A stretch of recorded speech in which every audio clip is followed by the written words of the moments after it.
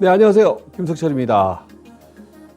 자, 수요일 명인대로 복귀. 오늘 제가 이상하게 출연하는 시간만 되면은 주가가 좀 크게 흔들리는 것 같아요. 그러니까 지난주도 보시면은 지난주 수요일 날 종합주가 지수가 종가 기준으로 한 1.5% 정도 빠졌으니까 많이 빠졌었잖아요. 그죠?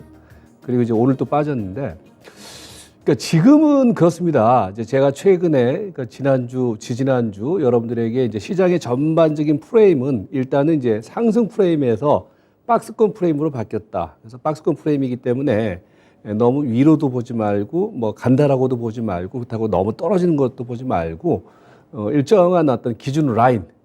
그러니까 저점은 뭡니까? 최근에 제가 계속 강조드렸던 것처럼 2230. 지난주에는 제가 약간 하향 조정했잖아요. 2215인가요? 하향 조정했고. 그 다음에 이제 고점으로는 2500. 그렇게 기준 라인을 설정을 하고 그 라인에 근거한 좀 뭐랄까요? 유연한 시장 대응을 하자. 이제 이렇게 말씀을 드렸는데.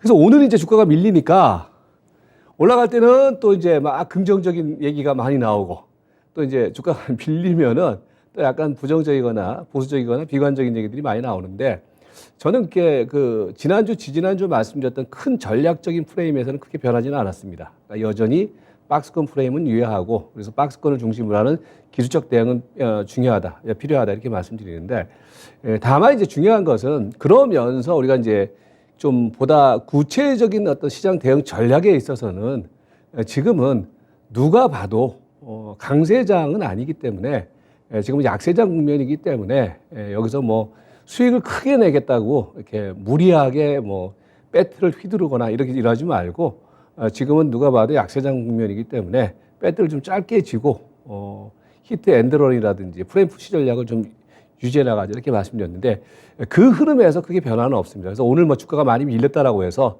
너무 쫄지 마시고 지금 시장 상황이 원래 그러려니 하고 다만 중요한 것은 그런 가운데 우리가 어떤 객관적인 어떤 투자 전략을 세우고 접근하느냐 그게 중요하니까 또 일주일 동안 진행됐던 시장의 흐름 같이 한번 찬찬히 점검을 해보고 그에 따른 투자 포인트를 한번 점검을 해보도록 하겠습니다. 자, 먼저 이제 뭐 최근에 얘기가 나오고 있는 부분들은요. 지난주 이 명인들 복귀에서도 여러분들에게 계속 그런 말씀을 드렸을 거예요. 인플레이션에 대한 어떤 그런 상승 기류 뭐 이런 부분들이 아직 꺾이지 않았다. 그렇기 때문에 시장은 여전히 불확실하다. 근데 이제 오늘 같은 경우에도 얘기가 나오고 있는 부분들이 이제 내일 이제 베이지북 이제 발표를 앞둔 시점에서 뭐 다들 하고 있는 얘기들 오늘 뭐 이토마토 방송에서도 하루 종일 그런 얘기들을 했을 거예요.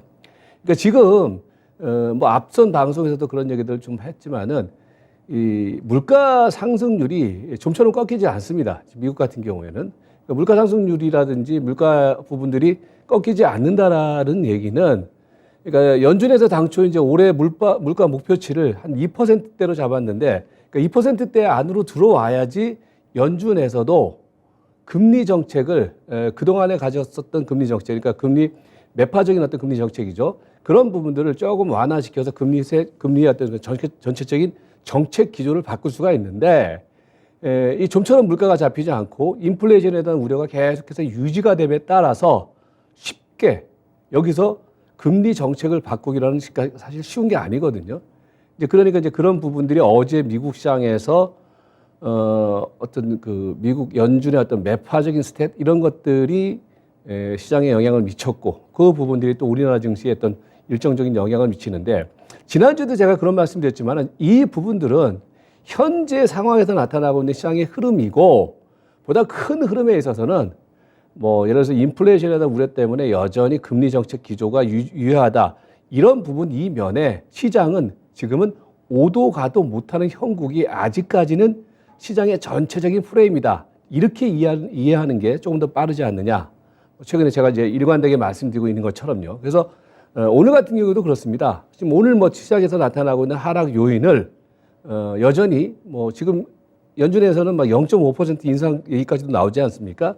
그런 부분들보다는 여전히 시장이 가지고 있는 아킬레스건이라고 할 수 있나요? 그러니까 인플레이션에 대한 우려 때문에 금리 정책이 바뀌지 못한다라는 부분들, 이 부분들에 의해서 시장이 힘차게 올라갈 수 있는 상황은 아니다.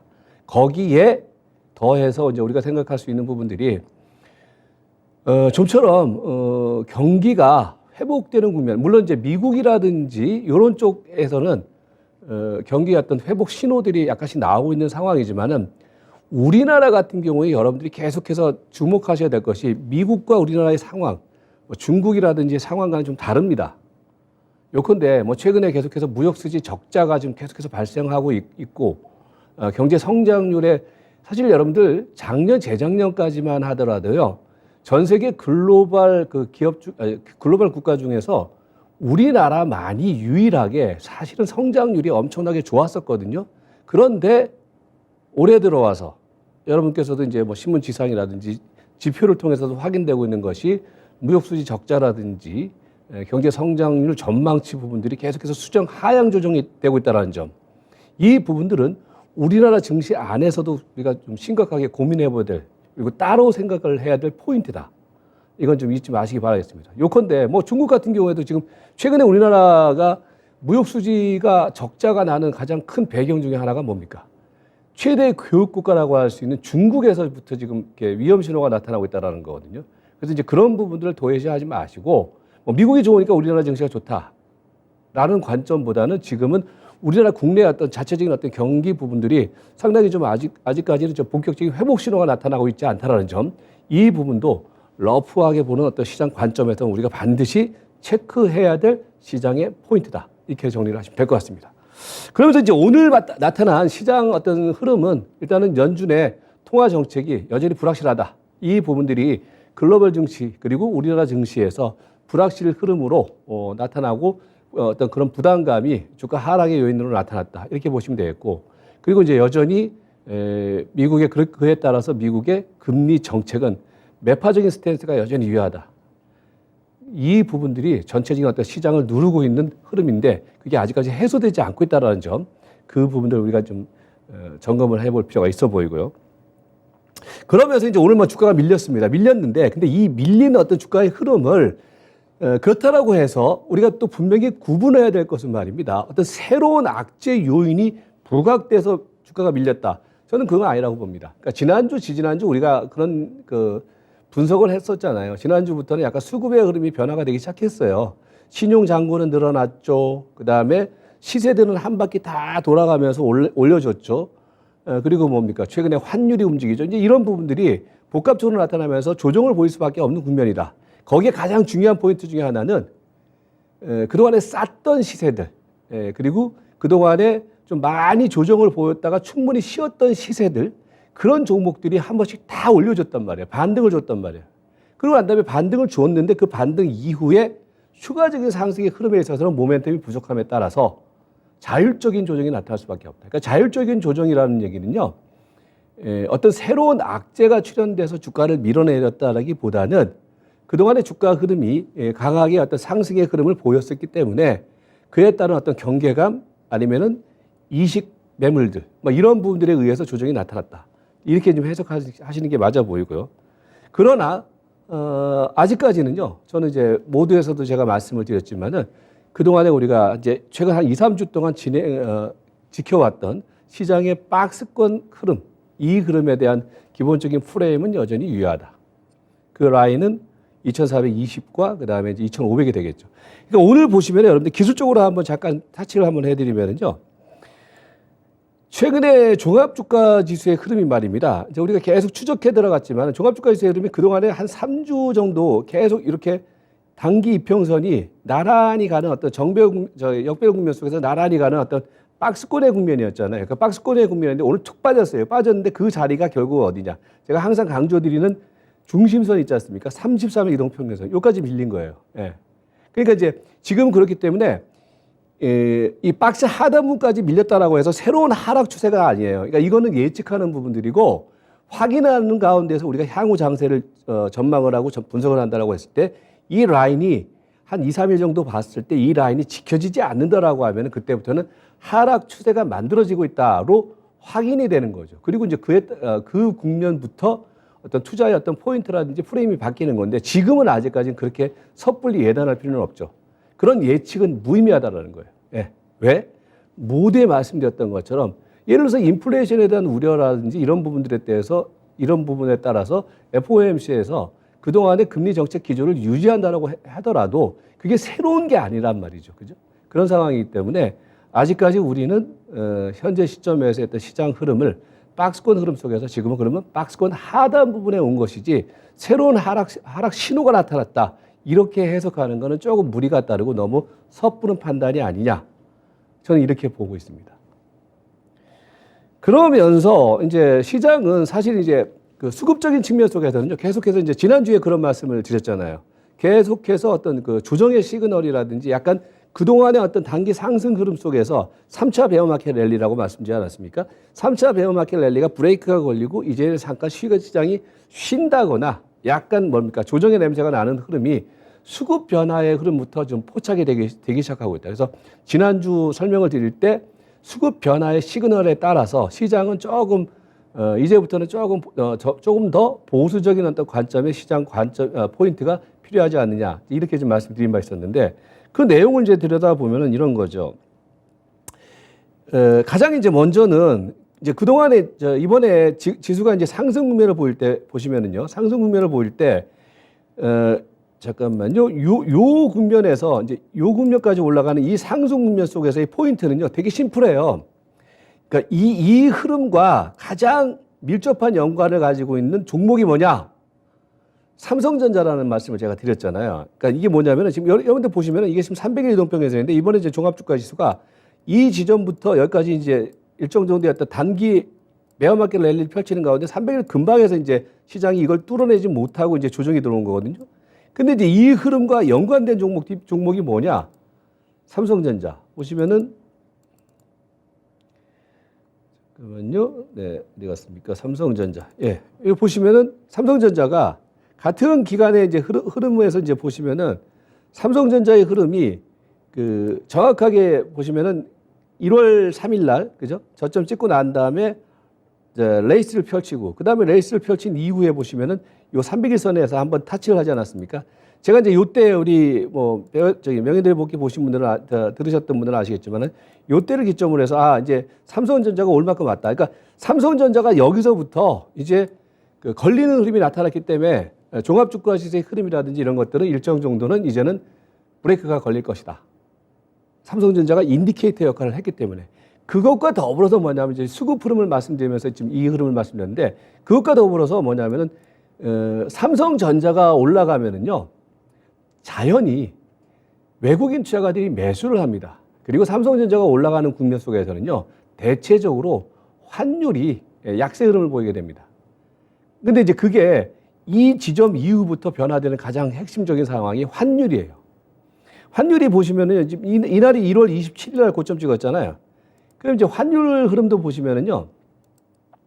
대체적으로 저희 환율이 저점을 찍은 날이 1220원 저점을 찍은 날이 대체적으로 보면은 1월 27일 전후 그때 환율이 저점 찍고 1220원 찍고서 이제 올라간단 말이에요. 이 얘기는 뭐냐면은 지난주 설명드렸던 것처럼 외국인 투자가들이 일정 정도는 매수를 할 수 있는 그러니까 외국인 투자가들이 매수라는 얘기는 곧 등식이 있잖아요. 외국인 투자가들 매수, 삼성전자 상승, 환율 하락 이렇게 된단 말이에요. 그런 등식이 있지 않습니까? 그런데 이제 이 이후부터 보시면은 삼성전자 같은 경우는 외국인 투자가들의 추가적인 매수가 이제 멈춰지기 시작하고 그다음에 300에서까지 어느 정도 가격이 올라왔었고 그리고 이제 환율은 다 자연스럽게 1220원에서 1300원까지 좀 내달리는 국면. 수급의 흐름이 이제 바뀌는 어떤 흐름이 나타나기 시작하고 있다는 얘기죠. 그래서 뭐냐면 이제 오늘 주가가 밀렸는데 그 밀린 흐름이 이제 자꾸 갖다 파니까라는 관점보다는 그동안에 이제 쌌던 부분들이라든지 환율의 상황에 따라서 매수가 들어왔던 부분들이 지금은 멈춰졌다. 그에 따라서 자연스럽게 자율적인 조정이 들어오고 있는 상황이다. 이렇게 해석하는 게 시장의 팩트를 중심으로 하는 정확한 분석이 된다는 거죠. 제 관점에서는. 그러면서 이제 시장은 이렇게 환율의 흐름이 변화가 되면서 외국인 투자가들의 그동안의 어떤 적극적인 어떤 매수의 흐름이 일정 정도 브레이크가 걸렸고 그다음에 이제 두 번째로는 뭐냐면은 이번 시장의 흐름을 어떤 좌우했던 프로그램이라는 부분들도 일정 정도는 약간 최근에 프로그램은요 그냥 매수 일변도 매도 일변도는 아니에요. 그런데 전체적으로 보면은 프로그램의 어떤 상황이라는 것이 전반적인 흐름에서는 이제는 그 상승 흐름에서 보시면은요, 이 표를 보시면은요, 프로그램 매수 흐름에서 이제 2월 달로 들어서면서 프로그램 매도 쪽으로 약간 전체적인 어떤 축이 기울기가 기울어지고 있다는 얘기죠. 그러니까 프로그램이 여러분들 뭐 최근에는 그래요. 이제 기관이라든지 이 메이저 쪽에서는 말입니다. 프로그램을 통해서 대형주를 중심으로 하는 어떤 사다 팔았다를 한단 말이에요. 근데 이제 최근 들어와서 이제 대형주들의 경우가 일정 정도 주가의 어떤 단계적인 어떤 수익률을 줌에 따라서 지금은 이제 이익 실현 차원의 어떤 매도세가 프로그램을 통해서 지금 나오고 있는 상황이다. 이렇게 지금 보시면 될 것 같아요. 거기에 이제 한 가지 지난주 제가 시그널을 하나 말씀드렸잖아요. 주가가 올라가면은 말입니다. 이제 주가가 올라가면 더 간다 그래갖고서 어김없이 움직이는 것 중에 하나가 신용이에요. 신용. 신용 뭡니까? 뭐 내 돈 1,000만 원 가지고서 증권사에서 이제 60% 더 빌려서 그 담보로 해서 빌려서 100% 주식을 사는 거 아닙니까? 그죠? 그게 이제 빚내서 주식을 사는데 그게 보시면은 신용 잔고가 정확하게 이번 마디에서도 주가 저점 찍을 때 저점 찍고 난 다음에 신용 잔고가 강력하게 터닝을 하기 시작했단 말이에요.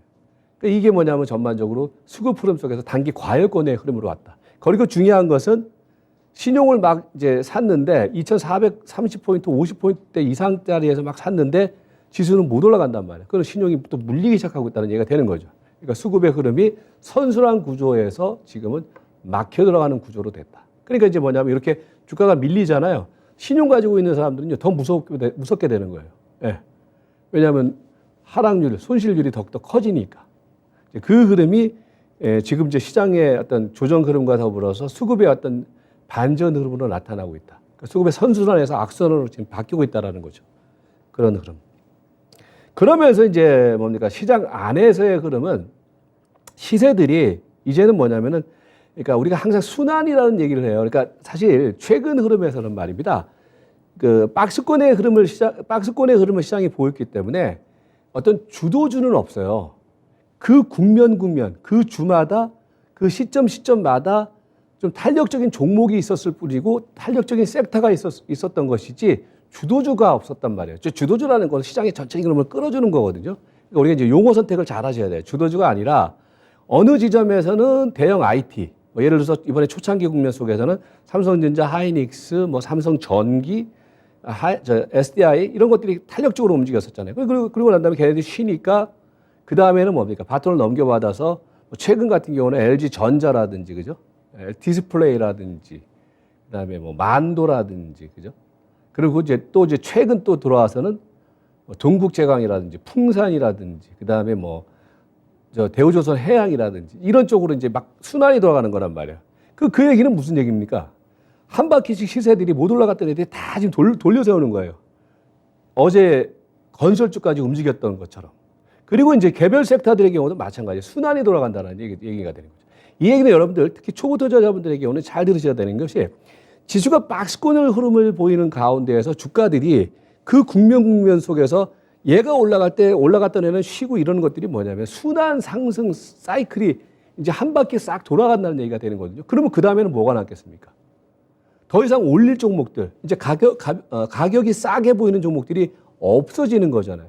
시간이 지남에 따라서. 그럼 뭡니까? 자연스럽게. 추가적인 어떤 그 매수에 대한 매력도가 떨어지게 되겠죠. 그 흐름이 순환 사이클의 마무리 국면 속에서 최근에 나타나고 있다. 그러니까 더 이상 올려붙일 종목들이 없다라는 거죠. 그 이제 휘날레를 좀 최근에 장식하고 있는 종목들이 다들 좋아하시는 2차 전지 같은 종목들이 되는 거겠죠. 종목들을 조금 더 압축해서 보면은 이제 이런 거예요. 뭐 앞에서 말씀드렸지만은 이제 이걸 여러분들 제가 이제 지난번에 한번 설명을 드렸잖아요. 그러니까 흐름이 300일선, 그러니까 대체적인 종목들이 300일선을 기준선으로 해서 이 가격 메리트가 해소가 된 거란 말이에요. 그러니까 여기서부터 여기까지 올라가면서 가격 메리트가 해소되니까 그 다음에는 못 올라가는 거예요. 더 대체적인 종목들이. 그 삼성전자가 그런 모습을 보이고 그 다음에 이제 흐름을 보이는 종목이 뭡니까? 삼성전기 같은 애들. 삼성전기도 지금 보면 어디서 계속 머물러 있습니까? 300일 이동평균선에서, 그죠? 300일 선에서 계속 머물러 있잖아요. 여기서 막 치고 올라가는 것이 아니라. 그러면서 이제 최근에 이제 뭡니까? 바톤을 넘겨받은 종목들이 뭐냐면은 이런 것들. 기아가 이제 어디까지 왔어요? 제가 여러분들 지난주 분명히 그런 말씀 드렸을 거예요. 이런 것들 이제 지난주 지지난주 얘네들이 시세가 어디 있었냐면 이런 자리에 있었단 말이에요. 이거 300에서까지 무조건 한 번씩 갖다 놓습니다. 다 이제 줄 맞춰서 오리들이 그냥 꽥꽥하면서 줄 맞춰서 가잖아요. 그런 것처럼 종목들이 이제 따라가면서 못 올라갔던 애들이 300에서까지 가고 쉬고 그런 흐름이 연출된다는 거죠. 그러면서 이 기아 지난주에 이제 말씀드리지 않았습니까? 그 다음에 뭐 지난주에 말씀드렸던 종목 쪽에서는 그 LG 디스플레이 같은 애들, 그죠? LG 디스플레이 같은 애들이 보시면은 딱 어저께 딱 정확하게 차트를 좀 보여주세요.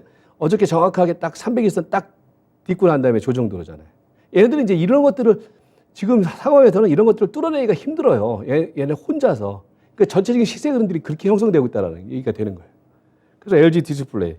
그 다음에 이제 뭐 후발주 쪽에서는 이제 얘네들은 선발주 쪽에서 이제 300일선까지 딛고서 이제 조정 보이는 종목인데 개별적으로는 조금 300일선을 돌파를 하면서 강한 종목들.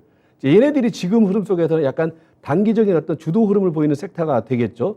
그 종목들이 뭐 앞에서 저 말씀드렸던 LG 전자 같은 애들. 그죠? 이거는 보시면은 차트가 어떻게 달라지냐면은 이게 LG 전자가 아니죠. 그 다음에 종목들이 포스코 홀딩스라든지 이런 것들의 경우는 뭡니까? 위로 이제 300일선을 밑으로 해서 이제 선순환 과정이죠. 그 다음에 뭡니까? 동국제강 같은 애들. 얘들은 보시면 아까하고 다른 게 뭐냐면은 300일선을 뚫어내는 종목들이란 말이에요. 그러니까 이런 애들이 상대적으로 지금은 조금 더 탄력적이다. 풍산. 그 다음에 뭐 대한유화라든지 롯데케미칼이라든지 이런 것들. 그 다음에 이제 뭡니까? 조선주 같은 애들. 이제 그렇게 되는 거고. 이제 걔네들이 지금 흐름 속에서는 상대적으로 이제 선발주에서 이제 후발주에서 선발주로 바뀌는 종목들이 된다는 얘기죠. 지금은 좀 탄력적인 종목들이 된다는 얘기가 되는 거겠죠. 그리고 이제 뭡니까? 뭐 개별 섹터 쪽에서는 흐름들이 지금 여러분들 뭐 설왕설래 항상 보면 주가들이 막 올라가면 더 간다라는 얘기를 하는데 지금은요 시장의 환경 이런 환경에서는요 더 간다라는 말은 항상 경계를 하셔야 됩니다. 최근에 막 유튜브라는 이런 데서 보면은 너도 나도 막 그냥 2차전지 얘기하는데 그러니까 2차전지가 최근에 이제 탄력적인 흐름을 보이면서 시장을 주도한 건 맞아요. 그리고 2차전지 어떤 성장성이라는 부분들에 대해서는 막 워낙 많은 막 돼서 얘기를 했기 때문에 맞아요. 근데 우리는 여기서 뭘 봐야 되냐면은 남들이 다 예스하고 그러면서 주가는 엄청나게 뛰었단 말이에요. 그래서 뭐냐면 저는 이 지점에서는 우리 개인 투자가들 말입니다. 쫓아가지 마시라는 말씀을 드려요. 지금부터는. 이 자리는 걸리는 자리입니다. 잘 아주 그냥 초단기 매매를 해서 수익 내서 빠져나오지 않는 이상에서는 지금 이 자리에서는 여러분들이 나중에 돌아보면 아실 거예요. 지금 이 자리에서 막 추격 매수하고 뭐 이러시는 분들의 경우에는 제가 볼 때는 물릴 자리가 많습니다. 그러니까 그래서 뭐냐면 2차 전지 같은 경우도 지금 마지막 휘날레를 보이면서 강한 종목이지만은 신규 매수보다는 가급적이면 지금은 좀 저점 매수해서 그냥 바로 엎어버리는 그런 대응은 지금 단기적으로는 가능하겠지만은 지금 이 자리 중장기적인 관점 속에서의 어떤 적극적인 배팅은 조금 자제하는 자리가 아니냐. 이렇게 말씀입니다. 왜 그러냐면 앞에서 말씀드렸던 이전에 이제 제가 지난달부터 막 말씀드렸던 종목 쪽에서 화장품, 막 여행 이런 것들이 있었잖아요. 근데 제가 이제 한 2주 전, 3주 전부터 얘네들은 뒤풀이 파동 들어갔다는 말씀 드리지 않았습니까?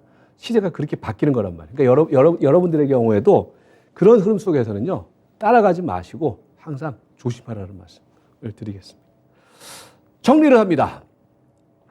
지금은 그 배팅 기준선 테스트다. 이게 무슨 얘기냐면은 앞에서 설명드렸던 것처럼 시장을 예측하면서 대응하려고 하지 마시고 항상 확인하면서 대응하려고 하세요. 무슨 얘기냐면은 지금 이제 박스권 하단이에요. 제가 제시해드렸던. 지난주에 제가 제시했던 하단 들어왔단 말이에요. 그러면은 지금 이 자리는 일부는 매수를 해도 돼요. 제가 보는 견해에서는 이 33일 이동평균선을 기준선이에요. 33일 이동평균선이 2420포인트거든요. 그러니까 2420포인트대에서는 부분적인 저가 매수다. 다만 2420포인트가 뭐 이번 주 후반이라든지 다음 초반 코스까지 이게 지켜지지 않고 재차 이탈한다. 그럼 그때는 전체적으로 매수를 좀 자제를 하고 현금을 확보하는 전략. 그리고 2420에서 샀더라도 지금 국면 속에서는 단기적인 어떤 수익이 나면 바로바로 팔아버리는 전략. 그게 필요하다. 기술적으로 말씀드리는 겁니다. 그리고 큰 전략에 있어서는 지금은 2420포인트의 지지 여부를 확인하면서 매수의 강도를 높인다든지 아니면은 매수를 좀 보류를 하고 현금을 가지고서 기다린다든지 이런 대응을 할 자리다. 그러니까 지금은 섣불리 움직일 자리는 아니다. 기술적으로는 일부는 뭐 핵심주를 중심으로 해서는 뭐 여러분들이 뭐 자산이 한 1억이라고 하면은 1,000만 원, 2,000만 원어치는 일정 정도 약간 기술적인 트레이딩을 할 필요는 있다. 다만 2,420원이 20포인트가 이탈되는 흐름이 확인된다라고 했을 때는 그마저도 빨리 팔고 나오는 전략. 이렇게 이제 포인트를 정리를 해드리겠고요. 그러면서 이제 모두에 말씀드렸던 것처럼 그렇다면 이런 상황에서는요, 지수가 빠진다 올라간다라는 관점 이전에 많이 올라간 종목들, 아까 대표적으로 2차 전지라든지 이런 것들의 경우는요, 뒤풀이 파동에 걸리지 않는 걸 조심하시기 바라겠습니다. 시세가, 지수가 추세 지지선 이탈을 지금 막 테스트하고 있는 자리에서 거기서 용감하게 하는 게 아니에요. 그건 무모한 거란 말이에요. 그러니까 많이 올라간 종목들에 대한 어떤 뒤풀이 파동의 매수는 가급적이면 자제하는 게 맞다. 그리고 이제 종목들의 경우는 이제 후발 종목군들, 최근에 이제 뭡니까? 300일선 딛고서 떨어진 종목, 아까 설명드렸잖아요. 걔네들의 경우는 이제는 뒤풀이 파동이니까 자제를 하시고 후발주에 있는 종목들, 중심의 전략. 뭐 예컨대 아까 말씀했던 뭐 LG전자라든지 포스코라든지 아니면은 뭐 철강 아니면 일부 화학 이런 종목들 중심으로 단계적인 어떤 대응이 필요하다. 그래서 다시 말씀드리지만 이제 이번 주에 같은 경우는 제가 이제 지난 주에는 2,415와 이제 2,500을 밴드로 정해드렸는데 2,420을 이제 밴드 지지선으로 설정을 드리는데 이게 지지가 될 거야 뭐 이렇게 생각하지 마시고 그 지지 여부를 좀 챙겨보세요. 챙겨보시고 그게 이제 지지가 되면은 거기서 약간 매수 강도를 높이는데 그게 이탈된다라고 하면은 그때부터는 조금 뒤로 물러서는 전략. 그게 이제 필요하다. 그래서 지금은 여러분들 다시 말씀드리지만은 바이앤홀딩 아니고요. 그리고 시세를 너무 이렇게 막 쫓아서 대응하는 거면 무조건 물립니다. 그러니까 지금은 좀 프레임푸시 전략으로 유연한 대응이 그 어느 때보다 필요하다. 네, 그렇게 말씀드리고 마치도록 하겠습니다. 네, 저는 오늘 여기까지 하고요. 다음 주 수요일 날 뵙도록 하겠습니다. 고맙습니다.